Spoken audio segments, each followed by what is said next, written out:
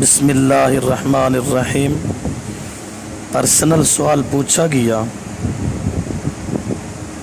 کہ عورتوں کے مخصوص ایام میں قرآن کس طرح حفظ کیا جائے،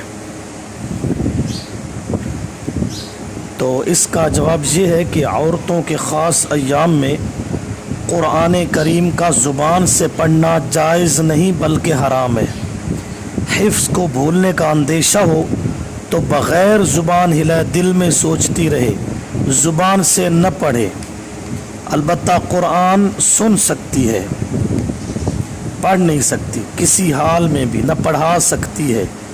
اگر سخت مجبوری ہو تو ایک ایک حرف کاٹ کاٹ کر پڑھائے گی۔